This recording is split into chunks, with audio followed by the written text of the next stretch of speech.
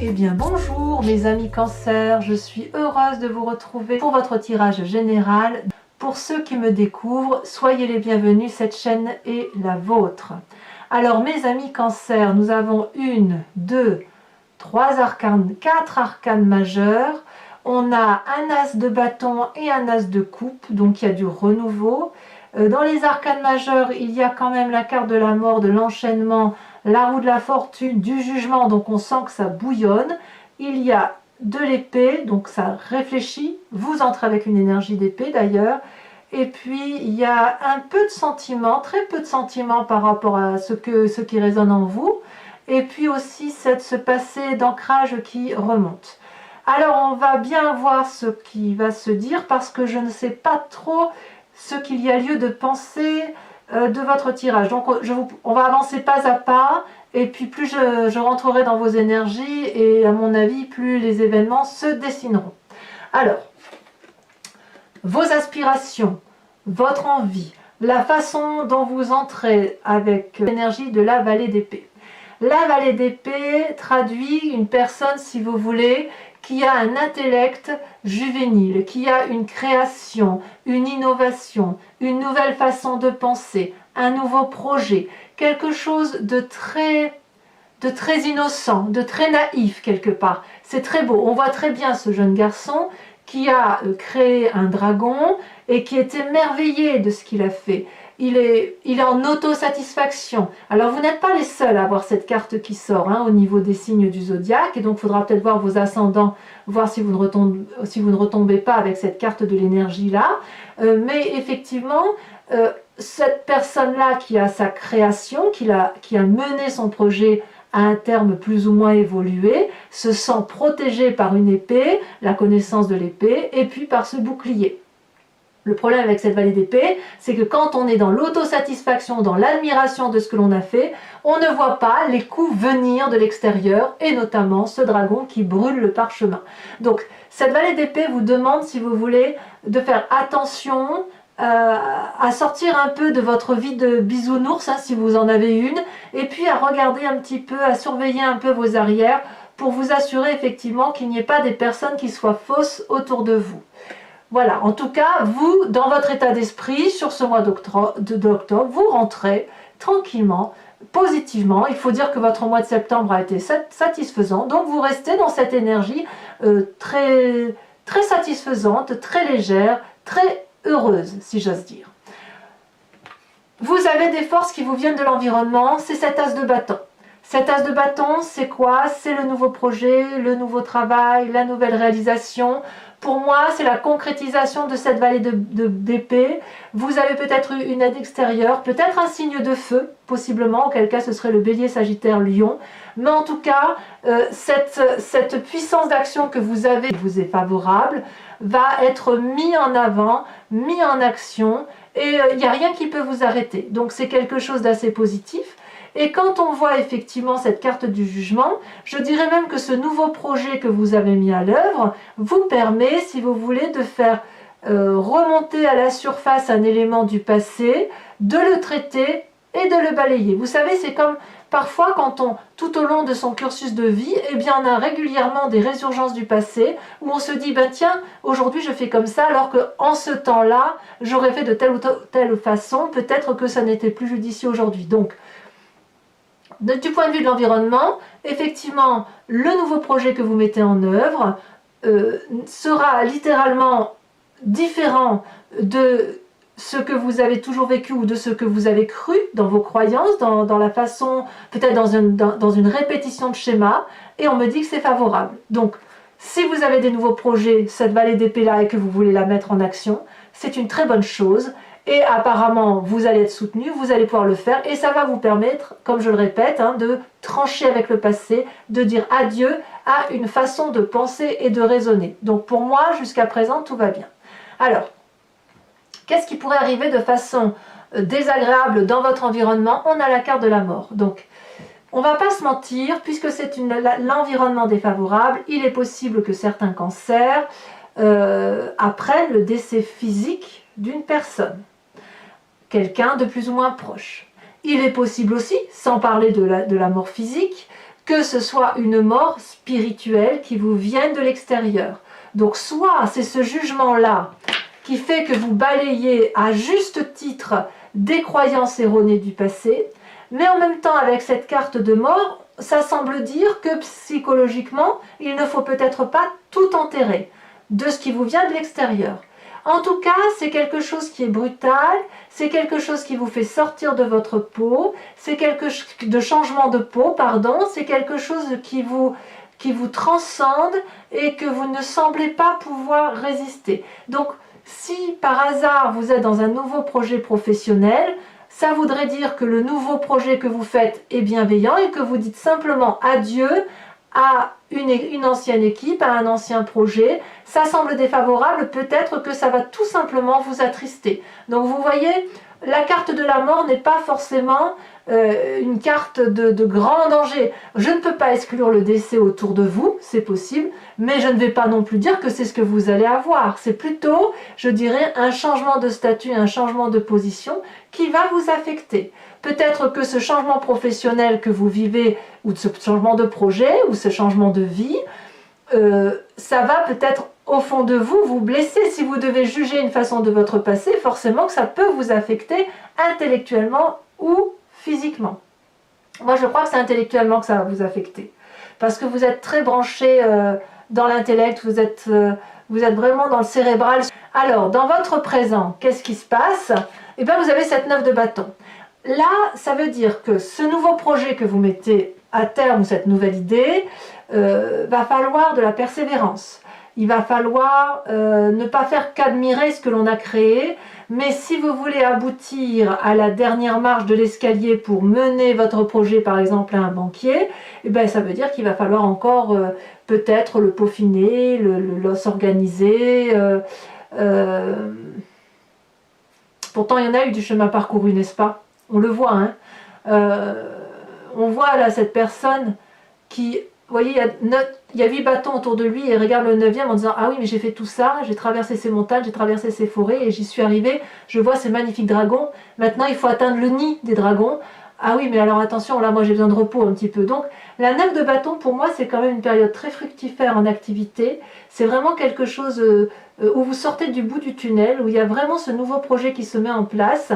Maintenant, effectivement, il faut de la persévérance, il faut y croire, il faut y aller. Donc, je pense que ce qui pourrait vous mettre en difficulté, c'est effectivement ce décès intellectuel ou ce décès physique qui sera autour de vous. Je pense plus que c'est intellectuel parce que dans votre inconscient, vous risquez d'être profondément affecté, peiné, et vous risquez presque d'être dans un état de déprime. Donc, j'ai envie de vous dire, votre projet tel qu'il se présente à vous, je ne sais pas ce qui va vous arriver, à vous de me le dire, mais si vous voulez, sur ce projet vous mettez en œuvre, si jamais il est retardé à cause d'un événement extérieur qui vous mine, gardez-le dans votre sac, ne le laissez pas tomber, parce que on vous dit qu'effectivement il faut continuer à entreprendre la démarche que vous avez menée, ce que vous avez pondu là, et ben il faut y aller, et quoi qu'il vous arrive, et ben il va falloir mener de front 2 choses, une séparation et en même temps un projet qui semble effectivement très très favorable. Donc comme je vous disais, dans votre inconscient, il y a la 9 d'épée. La 9 d'épée, c'est pas une très bonne carte, hein. Ça veut dire que on n'est peut-être pas sûr de soi, on manque de confiance en soi, ou alors on est très très affecté par une personne qui nous a blessés, on est épuisé intellectuellement. On voit très bien ici ces 9 épées qui sont dressées face à une personne qui est démunie physiquement, qui n'en peut plus, qui tourne le dos au dragon de la sagesse et qui, sans se rendre compte, fonce sur les épées qui sont droit foncées sur elle. Donc il y a une forme de dépendance, quelle qu'elle soit, à une façon de penser qui vous vient de l'environnement, c'est certain, c'est pas de votre faute du tout, et il va falloir vous accrocher aux branches. Et pour vous accrocher aux branches, il me semble que ce projet-là est certainement la meilleure des choses que vous pourriez mener de front pour dire de garder la tête en dehors de l'eau. Voilà. Alors, quel est le passé qui va ressurgir ? À quel passé vous allez penser? Eh bien, c'est le côté paternaliste qui revient, c'est la Roi de denier. La Roi de denier, c'est franchement l'homme de confiance, c'est la personne qui est assise, c'est la personne qui sait ce qu'elle doit faire pour gagner de l'argent, c'est la personne qui sait ce qu'elle doit faire pour matérialiser dans la durabilité une expansion sociale, une expansion professionnelle et surtout quelque chose qui soit solide, hein, un socle de vie qui ne soit pas fissuré. Ça peut être aussi quelqu'un qui finance, ça peut être aussi le bon patriarche que vous avez connu, quel qu'il soit, père, frère, oncle par exemple, éventuellement une mère si cette femme a été la seule à vous élever, et puis bien évidemment c'est surtout une personne d'autorité. On voit que le trône est particulièrement ancré dans les branchages. Alors, avec cette roi de denier aussi, il faut reconnaître que ces gens qui ont effectivement une très grande assise ont parfois des difficultés à s'ouvrir l'esprit vers de nouveaux projets. Donc c'est possible que cette contrariété qui vous vient de l'extérieur puisse vous venir de ce passé si c'est une personne à qui vous demandez de vous financer, parce qu'elle ne va peut-être pas croire en votre projet. C'est possible. Quoi qu'il en soit, c'est ce passé-là qui ressurgit. Ou alors, vous savez que votre projet a du mal à aboutir pour X ou Y raison, et vous allez vous tourner vers cette personne-là pour la solliciter financièrement. Ça fait quand même 1 sur 2. Ce que je vois, c'est projet avec la séparation de quelque chose d'ancien, mort, projet, pas bien dans sa tête, ancienneté avec ancrage. Donc on voit que les projets se retrouvent 1 carte sur 2. C'est comme si vous étiez régulièrement, vous allez monter une marche, vous allez redescendre une marche, remonter 2 marches, vous allez en redescendre une.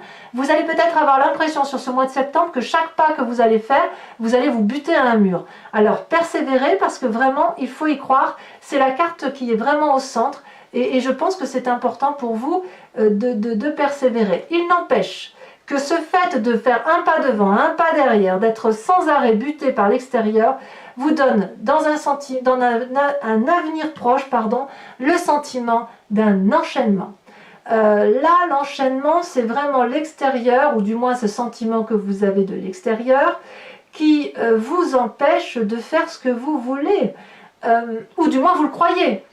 On voit ces 2 personnages dos à dos, qui sont pourtant très richement ornés. Il y a la lumière qui se dirige vers eux, mais ils ne la voient pas. Ils sont enchaînés, ils le savent, ils n'écoutent plus les autres, ils ne peuvent plus non plus s'écouter eux-mêmes. Et puis ce dragon-là les surveille avec un regard sévère. Or, est-ce qu'il voit que la chaîne est cassée? Pas forcément. Ça vient de cette rupture que vous faites là, suite à ce nouveau projet. Peut-être qu'on va vous mettre des bâtons dans les roues, mais si vous cessez, si vous osez croire que vous n'avez pas besoin de l'influence extérieure, vous pourrez avancer et vous libérer de ces chaînes. Enfin moi, c'est comme ça que je le vois. Je tiens à vous dire aussi que par ce passé-là, avec ce roi de denier, si on parle d'un décès physique, et je croise bien évidemment les doigts pour que ça ne vous arrive pas, et que si ça arrive à certains d'entre vous, vous soyez très peu nombreux, c'est possible que ce soit vraiment une personne qui avait une importance importante à vos yeux, qui était certainement une personne d'ancrage. Voilà. Mais attention, comme je vous dis, ça ne veut pas dire que ça va arriver à tout le monde, heureusement.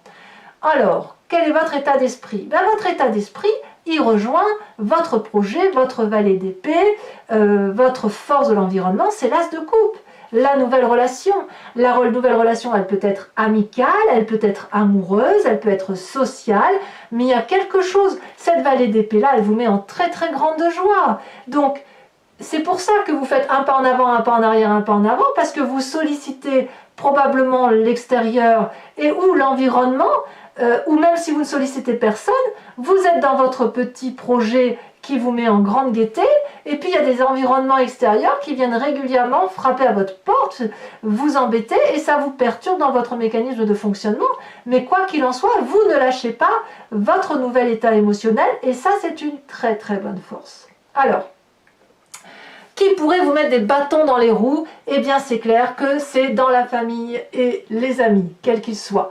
C'est pas le professionnel du coin, c'est vraiment la personne avec qui vous avez des relations. Ici on est dans la 3 d'épée, on est dans la bagarre d'ego, on se dispute clairement. Pourquoi? Je ne sais pas, à vous de me le dire, hein, je pense bien des choses mais je ne peux pas tout dire. Ici on voit le nœud celtique de 3 dragons qui se disputent férocement dans les airs et qui finissent non plus par se défendre mais par attaquer pour dire de blesser l'autre.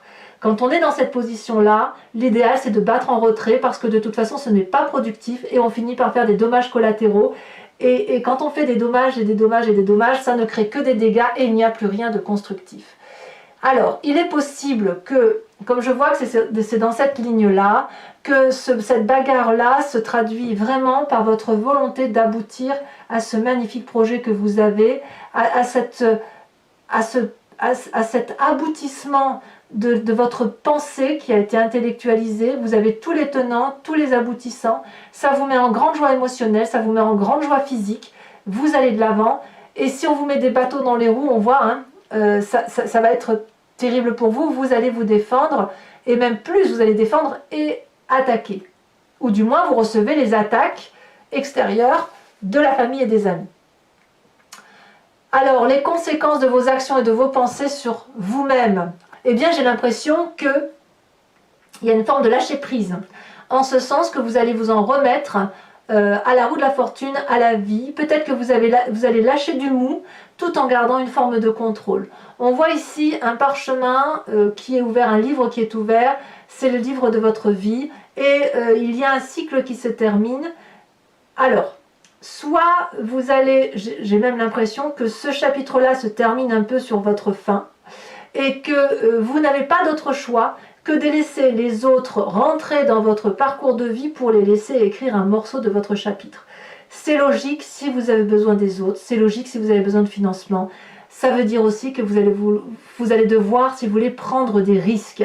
Et prendre des risques, c'est quelque chose que les cancers ont parfois du mal à faire parce que vous êtes tellement dans l'émotion que...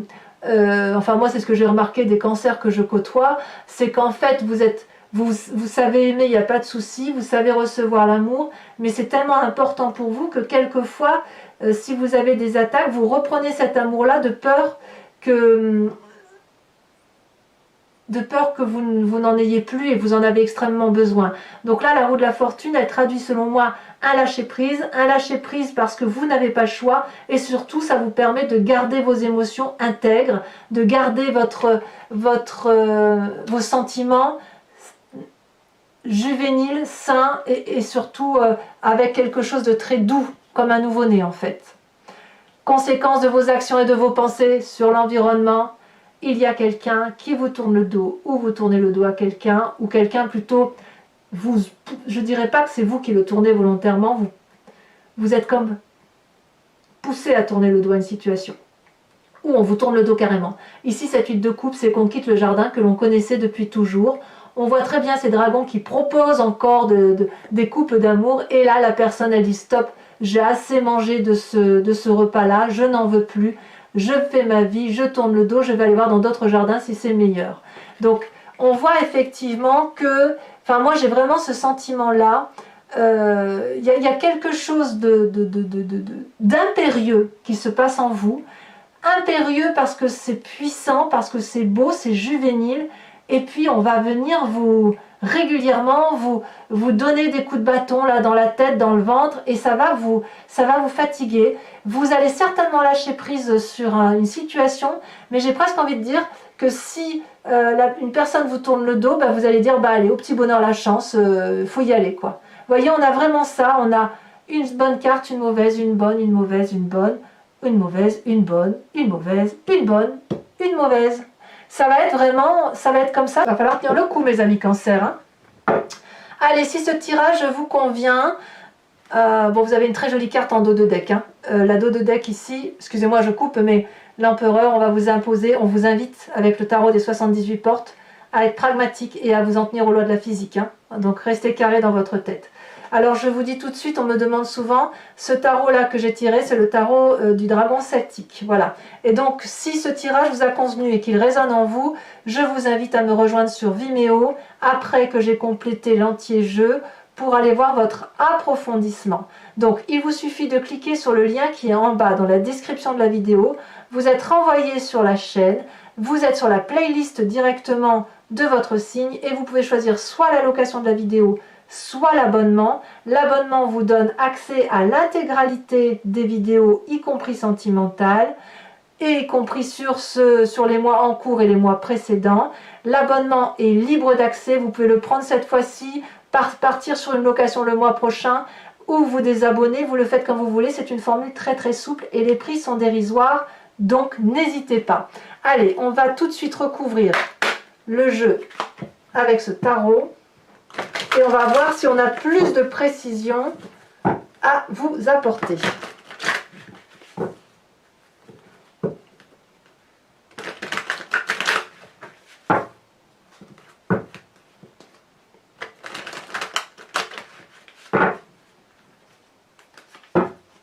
Alors, sur la vallée d'épée, qu'est-ce qu'on a sur cette magnifique... Oh là là, regardez, la 9 de denier. Donc pour moi, je trouve que vous restez cohérent. Sur l'environnement favorable, avec ce jugement et cet as de bâton, qu'est-ce qu'on a? Oh là là, il y en a deux qui tombent. Je vous les mets parce que de toute façon, on a deux cartes. La 6 d'épée, la 7 de denier. J'ai envie de m'attarder de toute façon sur ce qui est positif pour vous parce que vous allez avoir suffisamment de soucis comme ça, on ne va pas en rajouter. Alors quand même sur cette mort, sur cet environnement négatif, oh ben alors, la force, c'est pas si mauvais que ça, hein, tout compte fait. La force, vous vous rendez compte quand même ce qui se passe autour de vous là, avec cette mort et cette force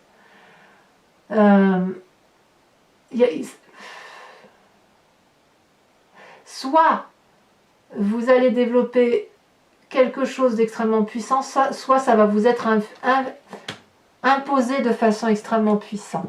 Ça va être plus fort que vous, ou vous serez plus fort que ce qui vous arrive de l'extérieur. On verra. De toute façon, sachez que je rajoute des cartes hein, sur Vimeo pour avoir des approfondissements, et là il est bien possible que j'en remette une en fonction de ce qui va se tirer à voir. Hein. Donc, votre présent avec cette 9 de bâton, où vous faites preuve de persévérance et de courage. La 8 de denier, très bien, restez dans votre lignée d'action. Alors inconsciemment, avec cette 9 d'épée, cette terrible 9 d'épée, la 8 de bâton, ça va arriver brutalement, vous savez. Vous allez pas le voir venir arriver, ça va être une claque. À vous de vous dire, bon, j'ai ma claque, demain j'aurai une bonne journée. Et voilà, il faut vous dire que ça va être une journée bien, une journée pas bien, comme les cartes, voyez? Mais ça va aller, vous allez y arriver. Alors, sur votre passé qui ressort avec ce roi de denier, là, ce magnifique roi de denier, parfait, mais parfait, la 10 de denier. Donc, ce passé-là, que ce soit ce père, un amant, un mari, que sais-je, ou un ami, il est bien pour vous, très bien.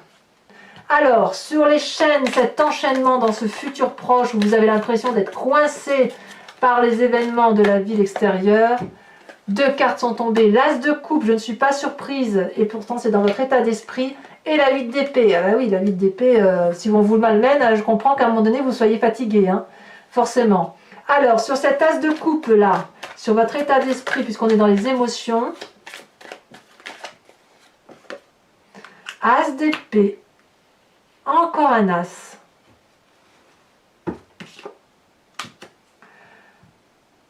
C'est bouleversant. Ça s'impose à vous, c'est puissant et c'est nouveau.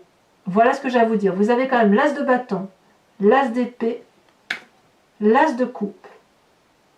Il me manque plus que l'as de denier et là vous êtes dans le complet démarrage de tout. Alors sur cette 3 d'épée avec la famille et les amis, vous avez la reine d'épée. Et ouais, je suis pas surprise. Sur cette magnifique roue de la fortune où vous semblez lâcher prise en fin de mois, comme si vous dites, bon bah écoute, là, de toute façon, tant pis, hein, on va suivre au gré du vent, ça saute. La roi de bâton, encore une roi, encore de la puissance, encore du pragmatisme, encore l'invitation à rester solidement ancré.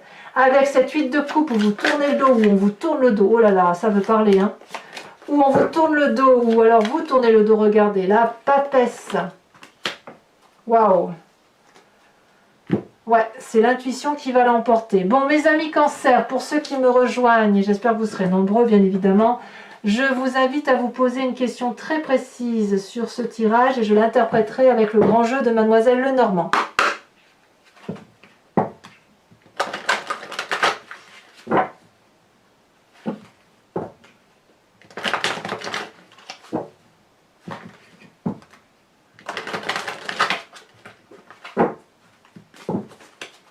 Je prends 5 cartes.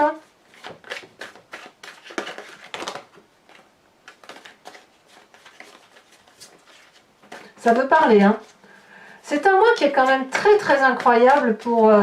je crois que vous êtes mon 3e ou 4e signe que je tire là. Et c'est un... C'est extrêmement particulier. Des énergies qui s'imposent. Ouais, on voit que la famille semble importante encore. Hein, pour... Voilà.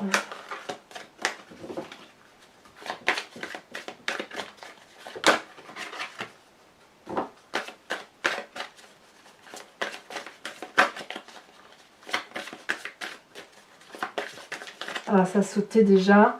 La vallée de pique, et oui. Et oui.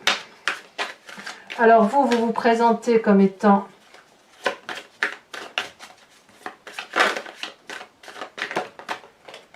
la 6 de pique.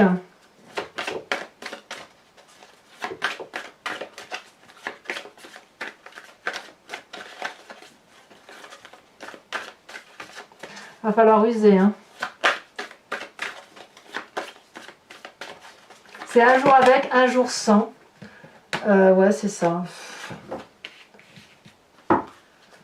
Vous avez du courage et de la détermination, ça va aller. Hein. Il n'y a pas de raison. Hein. Oh là là, ça veut sauter. Hein. Dites donc, il y a des messages pour vous, mes amis Cancer. Hein. Allez, les 2 prochaines. Ça veut sauter. La 2 de carreau, évidemment.